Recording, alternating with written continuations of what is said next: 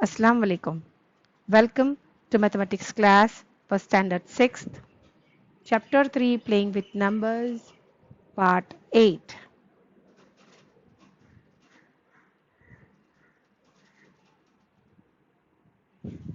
What are the objectives of this part?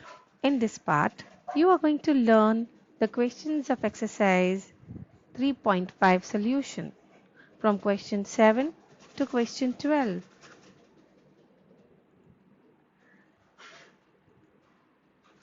Question 7. The product of three consecutive number is always divisible by 6. Let's verify this statement with help of some example. Let's find the product of three consecutive numbers. Product means multiplication. Consecutive numbers means the numbers which are arranged one after the other on a number line. We have to take three such consecutive numbers. Here some examples I have taken. 1 multiply 2 multiply 3 in which 1, 2, 3 are consecutive. और consecutive numbers के हमें multiplication करने हैं और उनका answer लाना है. ये जो pink highlighted numbers हैं, ये numbers multiplication के products हैं. The answer which comes after multiplication is called as product. अब हमें इन product को चेक करना है क्या divisible by 6 है या नहीं. और अगर नंबर डिविजिबल बाय 6 आपको चेक करना हो तो डिविजिबिलिटी टेस्ट ऑफ 2 और डिविजिबिलिटी टेस्ट ऑफ 3 हमें जाना पड़ता है इस वेरिफिकेशन के लिए. Now 2 multiply bye 3 multiply by 4 gives you 24 and like that 3 multiply by 4 multiply by 5 gives you 60. 4 multiply by 5 multiply by 6 gives you 120. 5 multiply by 6 multiply by 7 gives you 210 and 6 multiplied by 7 multiplied by 8 gives you 336. 7 multiplication 8 multiplication 9 gives you 504. 8 multiple 9 multiple 10 gives you 720 and like that 9, 10 and 11 three consecutive numbers are taken and the multiplication is done. We got the product as 990. Now for the divisibility of 6 we have to first verify whether the given numbers that is the pink highlighted ones यानी जो pink में highlighted numbers हैं वो divisible by 2 और divisible by 3 हैं या नहीं. और अगर ये दोनों में divisible हैं the obviously वो 6 में divisible होंगे. Understood? We'll go for this now. All the product of three consecutive numbers ends with 0, 2, 4 और 6.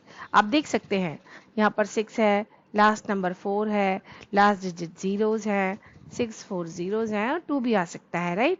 तो हम देखते हैं कि ये जो लास्ट नंबर्स हैं ये सारे के सारे अगर इवन हैं तो ये पूरा नंबर ही इवन टर्न हो जाता है. और अगर पूरा नंबर इवन है तो बट ऑब्वियसली वो 2 से डिविजिबल है. ठीक है.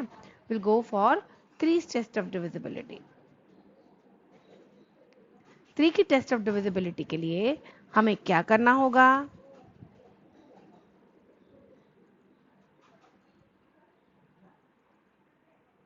Let's check the sum of all three digits of the product. हमें तीनों तीन digits लेने हैं. जैसे यहाँ पर only 6 है तो यहाँ पर तो है 6 मतलब 6 है और ये divisible by 3 obviously होता है. We'll take for 2 and 4. जब 2 और 4 है तो हम क्या करेंगे 2 और 4 का एडिशन करेंगे. 2 और 4 का एडिशन आएगा 6. क्या 6 3 में डिविजिबल है. हाँ है. ओके. अब हम लोग नेक्स्ट नंबर लेते हैं 6 और 0. 6 प्लस 0 करेंगे तो क्या वो 3 में डिविजिबल है. हाँ है. Now will take for 120. 120 में 1 प्लस 2 प्लस 0 करेंगे. क्या ये तीनों नंबर 3 से डिविजिबल है. हाँ है ना. ये देखिए इसका आंसर क्या आया 3 आया. और क्या 3 3 में डिविजिबल है. हाँ 3 1s are 3. Like that you have to add all the 3 digits and you have to check the sum of these digits whether these digits or whether these sums are divisible by 3 और not. तो हमने देखा कि all the numbers are divisible by 3। तो अगर ये 2 से भी डिविजिबल है, the given pink highlighted one, और 3 से भी डिविजिबल है, द पिंक हाईलाइटेड वन, तो हम कह सकते हैं कि ये सारे नंबर्स ऑब्वियसली 6 से भी डिविजिबल होंगे, क्योंकि टेस्ट ऑफ डिविजिबिलिटी ऑफ 6 यही कहता है कि अगर वो टेस्ट ऑफ डिविजिबिलिटी 2 पास कर जाते हैं, टेस्ट ऑफ डिविजिबिलिटी 3 पास कर जाते हैं, तो ऑब्वियसली वो 6 में भी डिविजिबल होते हैं। So we verified that the given statement is true, है ना, ये सही है। Now will go for the next question of 3.5। That's it. The sum of two consecutive odd number is divisible by 4. Again we have to verify this statement whether true or false, ये सही है या नहीं। Okay, by giving some examples. So हम लोग देखते हैं, let's find the sum of two consecutive numbers. अब sum of two consecutive numbers, sum का मतलब होता है एडिशन करके आंसर लाना, और कॉन्जिक्यूटिव का मतलब होता है वन आफ्टर दी अदर, लेकिन यहां पर जो कॉन्जिक्यूटिव हैं वो ऑड नंबर्स हैं। यानी हमने नंबर लाइन पढ़ी थी, मेरा सबसे पहला वाला जो हम लोगों का कंसेप्ट रिलेटेड वीडियो था, उसमें मैंने आपको सिखाया था कि एक नंबर लाइन के ऊपर ऑड और इवन नंबर्स कैसे one after the other arrange होते हैं। अगर हमें सिर्फ कॉन्जिक्यूटिव नंबर्स दिए हो तो हम एक ऑड एक इवन एक ऑड एक इवन इस तरीके से लिए चले जाते हैं। जैसे अभी इसके प्रीवियस वाले क्वेश्चन में कॉन्जिक्यूटिव नंबर्स दिए थे, तो मैंने 1 + 2 + 3 लिया, सॉरी 1 × 2 × 3 लिया, तो 1 ऑड था, 2 इवन था, 3 ऑड था। लेकिन यहाँ पर जो कॉन्जिक्यूटिव नंबर्स दिए गए पूछे हैं वो सिर्फ और सिर्फ ऑड लेने हैं, यानी हम कॉन्जिक्यूटिव में जब भी इवन आएगा हम उसे लीव कर देंगे, हम उसे छोड़ देंगे। So let's take 2 consecutive odd number, और हमारा पहला है 1 + 3, आंसर आया 4। ठीक है, is this 4 divisible by 4? Yes, 4 1 × 4। हमारा दूसरा 2 कॉन्जिक्यूटिव ऑड नंबर्स हैं 3 और 5, हम इनको ऐड करते हैं, आंसर आया 8। क्या ये 4 से डिविजिबल है? हाँ है, 4 2 × 8। उसी तरह 5 और 7 कॉन्जिक्यूटिव ऑड नंबर्स हैं, प्लस किया 12, आंसर आता है 44 में मल्टीपल आता है ये, हाँ तो डिविजिबल भी होगा। Next is 7 + 9 gives you 16. Next 9 + 11 gives you 20. 11 + 13 gives you 24. 1 1 1 + 1 1 3 gives you 24, है ना। अब 2 डिजिट के अगर नंबर्स हैं तो वो 4 की डिविजिबिलिटी टेस्ट चेक करने में बड़े आसान है, बट अगर 3 के आ जाएं तो टेस्ट ऑफ डिविजिबिलिटी 4 क्या कहता है? टेस्ट ऑफ डिविजिबिलिटी 4 हमसे ये डिमांड करता है कि लास्ट 2 डिजिट्स अगर 4 में डिविजिबल होते हैं तो पूरा गिवन नंबर भी डिविजिबल होगा। अब लास्ट 2 डिजिट्स यहाँ पर 24 है, 4 6 = 24, हाँ 24 लास्ट 2 डिजिट्स डिविजिबल है 4 में, तो ये होल 224 नंबर है ना, ये भी एग्जैक्टली डिविजिबल होगा, बट श्योरली डिविजिबल होगा। अंडरस्टूड। नेक्स्ट है 4 डिजिट्स के नंबर लिए हैं मैंने, 1001 + 1003, इनको ऐड करके देखो और आंसर आया 2004। लास्ट के 2 डिजिट्स हैं 0 और 4, जिसमें हम लोग पहला टेंस पर अगर 0 हो तो लीव कर देते हैं। अब 4 को देखते हैं, 4 इज डिविजिबल बाय 4, तो ये ऑब्वियसली बात है कि 2004 भी पूरी तरह डिविजिबल होगा।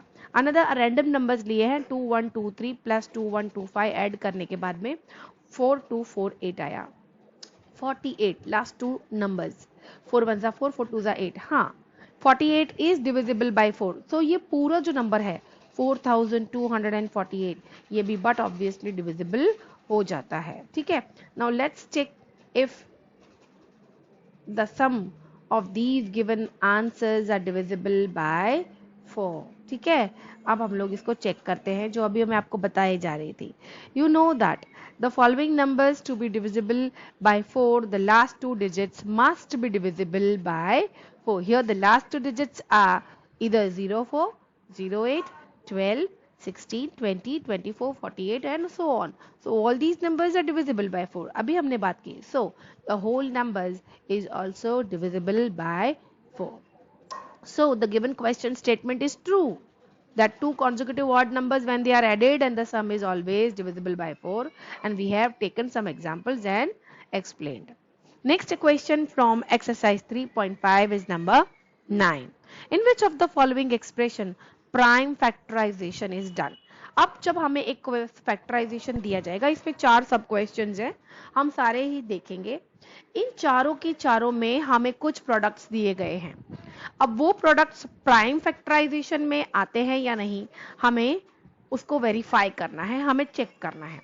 प्राइम फैक्टराइजेशन का मतलब होता है कि जो भी नंबर डिवाइड करने के लिए लिया हो वो नंबर प्राइम ही होना चाहिए।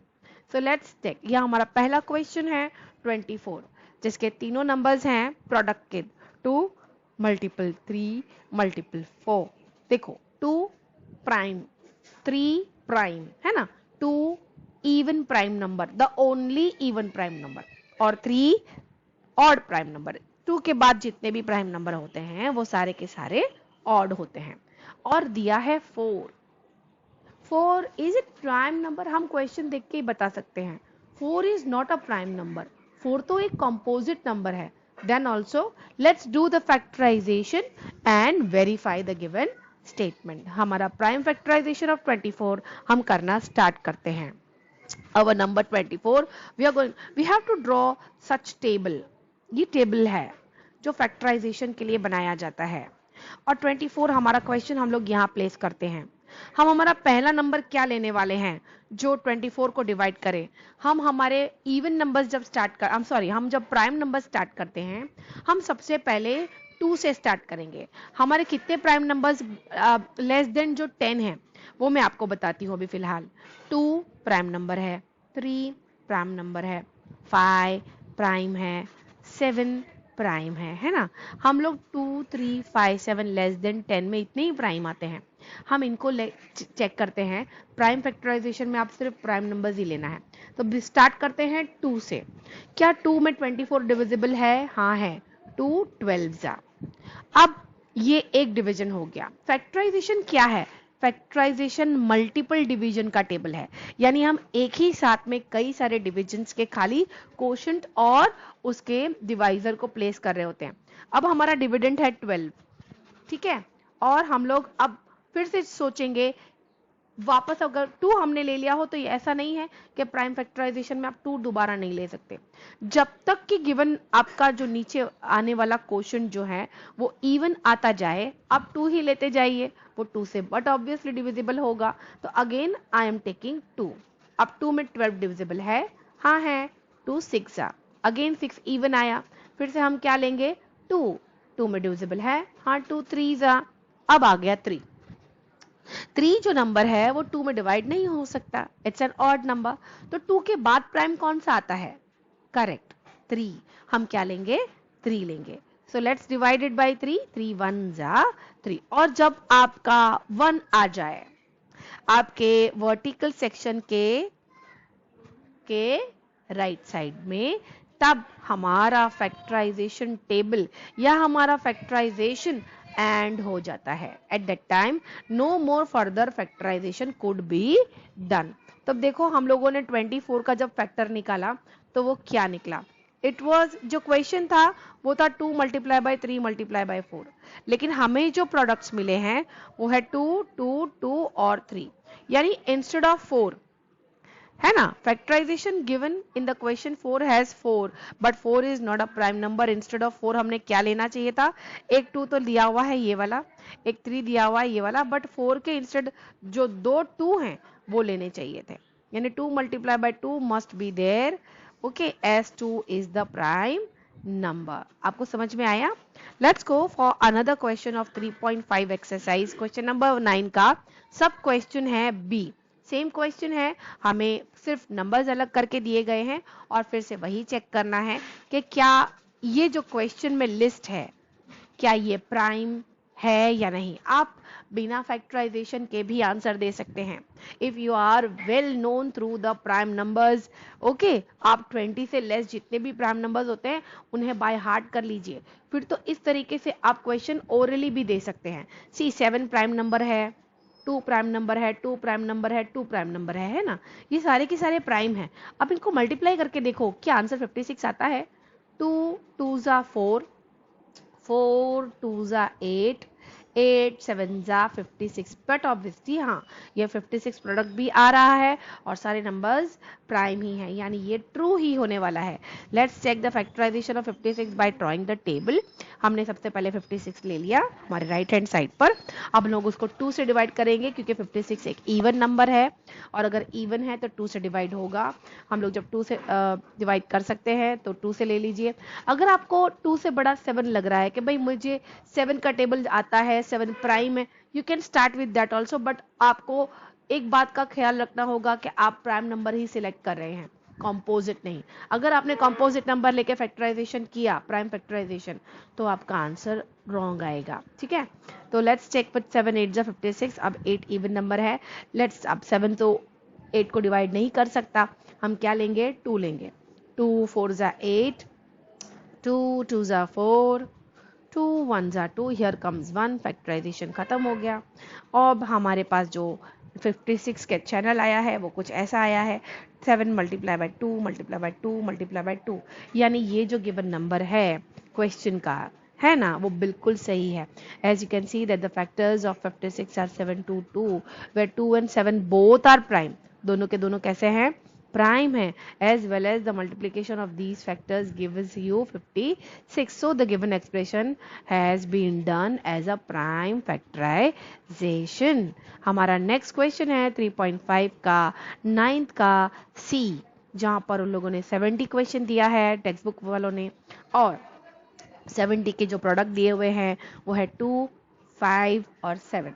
हम देख सकते हैं 2 क्या है, प्राइम है, 5 क्या है, प्राइम है, 7 क्या है, प्राइम है। अब इन तीनों का प्रोडक्ट करते हैं, मल्टीप्लिकेशन करते हैं।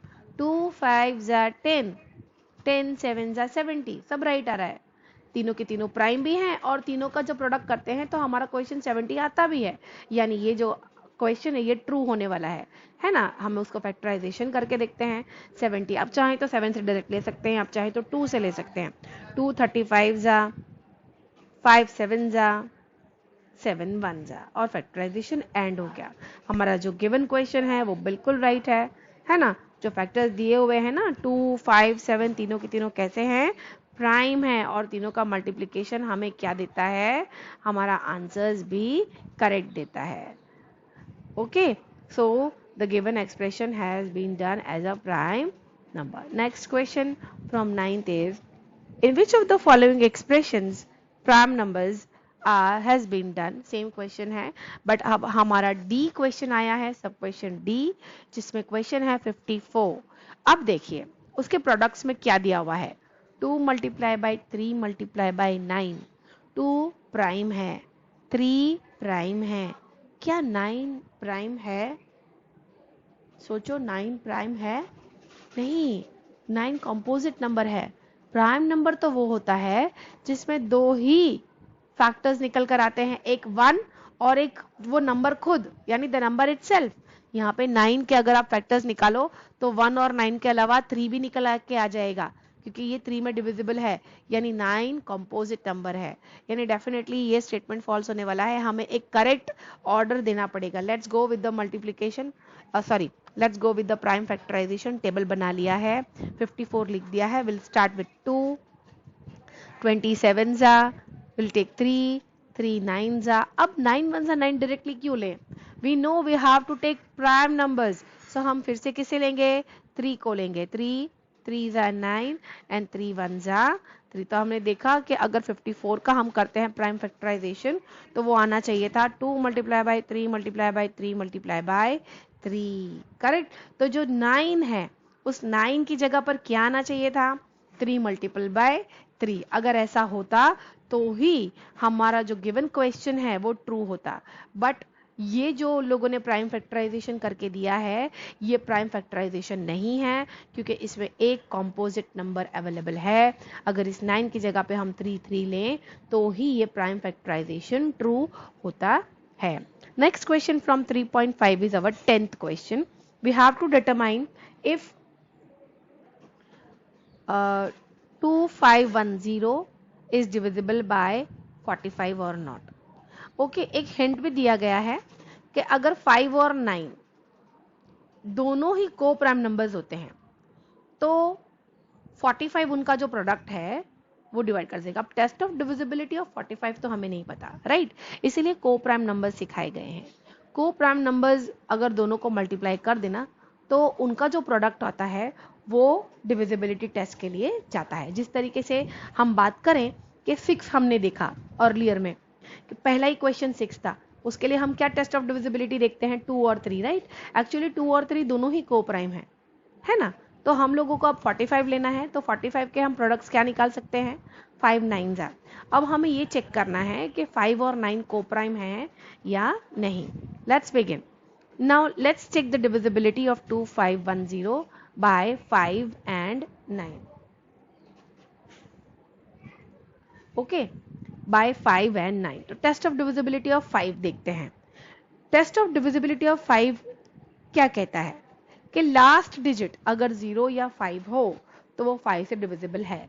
तो यहाँ पर हमारी जो लास्ट डिजिट है वो है 0, यानी ये टेस्ट ऑफ डिविजिबिलिटी 5 को पास करता है। 9 क्या कहता है, टेस्ट ऑफ डिविजिबिलिटी 9 कहता है कि हमें गिवन नंबर्स का सम करना है। अगर सम 9 से डिविजिबल है तो पूरा नंबर 25110 भी डिविजिबल होगा। अब देखिए 2 + 5 + 1 + 1 + 0 किया तो आंसर आया 9। अब ये आंसर 9 जो है ये 9 में डिविजिबल है, 9 1 = 9। तो ये जो पूरा नंबर है 25110 ये भी 9 में डिविजिबल होगा। ठीक है, let's go. Now let's check whether 5 and 9 are coprime और नॉट। अब हम लोग ये चेक कर लेते हैं कि 5 और 9 को प्राइम है या नहीं।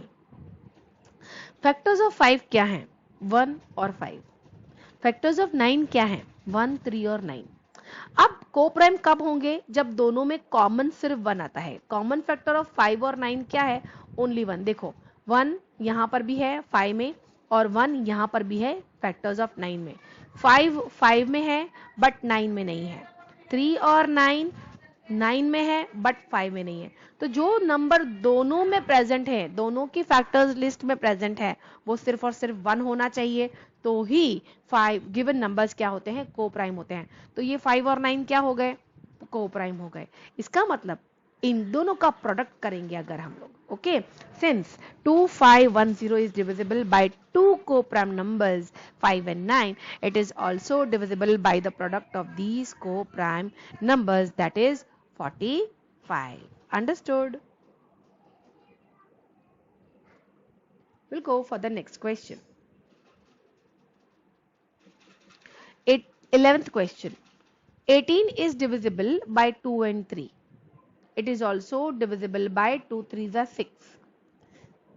एक एग्जाम्पल दिया हुआ है क्वेश्चन में ही, 18 जो है वो 2 से भी डिविजिबल है और 3 से भी डिविजिबल है। अब वो 2 3s are 6 से भी डिविजिबल है। तो क्या ये हमेशा हर एक नंबर के लिए पॉसिबल है, ये हमें बताना है। Similarly a number is divisible by 4 and 6। एक कोई नंबर है और वो अननोन अनसर्टेन नंबर जो है वो 4 से भी डिविजिबल है और 6 से भी डिविजिबल है। तो क्या हम लोग 4 6 अगर मल्टीप्लिकेशन करके प्रोडक्ट लेकर आए 24, तो वो जो गिवन नंबर होगा वो 24 से भी डिविजिबल होगा। ये हमें वेरीफाई करना है कि गिवन स्टेटमेंट सही है या नहीं, है ना। और ये वेरिफिकेशन करने के लिए हमें जस्टिफाई करना होगा with the help of some of the examples. Let's start. To know whether the given number is divisible by 24 और not, you have to first check whether 4 and 6 are co-prime or not.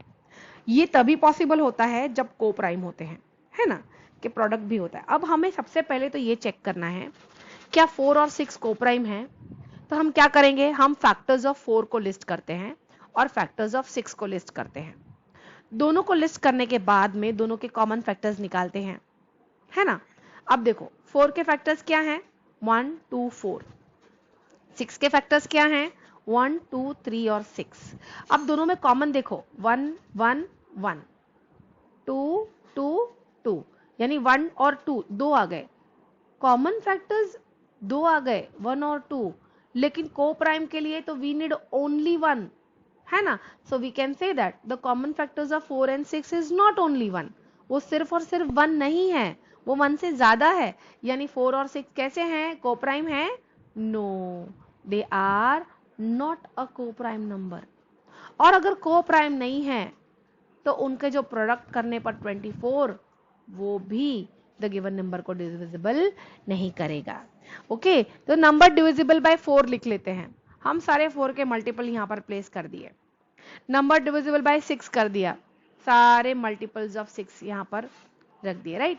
4 1 जा 4, 4 2 जा 8, 4 3 जा 12, multiple of 4 है। 6 1 जा 6, 6 2 जा 12, 6 3 जा 18, multiple of 6 है। So number divisible by 24 अब हम लोग लिखते हैं 24 1 जा 24, 24 2 जा 48, 24 3 जा 72। अब यहाँ पर ध्यान दो, जो 4 में डिविजिबल हैं वो ये सारे, जो 6 में डिविजिबल हैं वो ये सारे। क्या ये दोनों नंबर्स, अगर इसमें से कोई भी नंबर जो है वो 24 से डिविजिबल होगा तो सिलेक्टेड ही डिविजिबल है। देखो अब जो कॉमन है वो क्या है, जो 4 और 6 में दोनों में डिवाइड हो सकते हैं वो है 12, है ना। 12 4 में डिवाइड होगा, 12 6 में डिवाइड होगा, लेकिन ये जो 12 है ये 24 में तो आता ही नहीं है, यानी 24 में डिविजिबल होगा ही नहीं। 24 स्टार्ट ही 24 1s आर 24 ऐसा है ना। तो ये 12 तो डिवाइड होता ही नहीं है because it is less than 24। आगे की बात करें, चलो 24 ले लेते हैं। इसके बाद दोनों कॉमन नंबर 24 जो हैं वो 24 4 में भी डिविजिबल है और 6 में भी डिविजिबल है और वो 24 में भी डिविजिबल है। लेकिन 24 के बाद के जो बिगर नंबर्स हैं, देखो 28 32 30, चलो जो दोनों में डिविजिबल है वो है 36।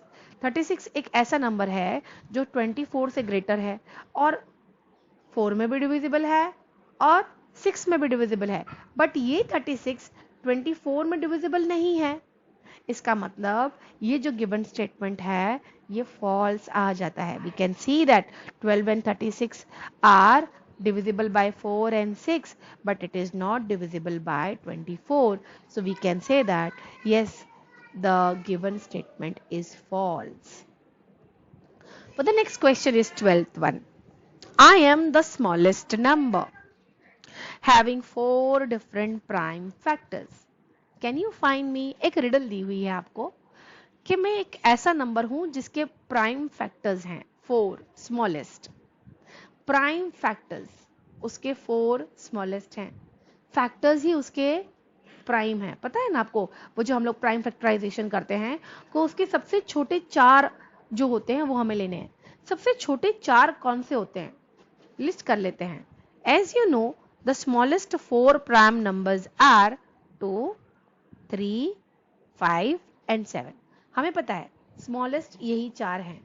अगर हम इनका प्रोडक्ट कर लें तो so the smallest number having 4 different prime factors, तो हम क्या करेंगे, इन सभी 4 नंबरों को मल्टीपल कर लेंगे। ठीक है, 2 multiply by 3 multiply by 5 multiply by 7 और हमारा आंसर क्या आएगा, हमारा आंसर आएगा 210। सो ये जो स्मॉलेस्ट नंबर की बात की हुई है ये यही नंबर है, that is 210। So the required number is 210। तो जब भी आपको फैक्टर्स बोला हो और स्मॉलेस्ट, अब यहाँ पर 4 डिफरेंट प्राइम फैक्टर्स बोले हैं, सपोज 4 की जगह 5 होता तो हम 7 के बाद में और एक नंबर ले लेते और वो कौन सा था, 11, है ना। फिर 11 के साथ में मल्टीप्लाई करते और जो आंसर आता वही आता। यानी वो ये डिजिट्स चेंज कर सकते हैं, आपको ट्विस्ट करने के लिए 3 दे सकते हैं, तो हम सिर्फ 2 मल्टीप्लाई बाई 3 मल्टीप्लाई बाई 5 करते, हमारा आंसर आता 30। The smallest prime number having 3 different prime factors. समझ में आया आपको? So this is one kind of riddle given to you and they can change this, okay? And they can ask you, okay?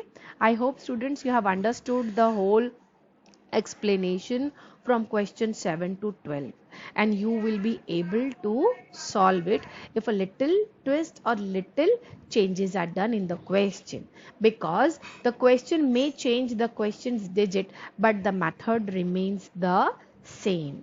Thank you for watching the video.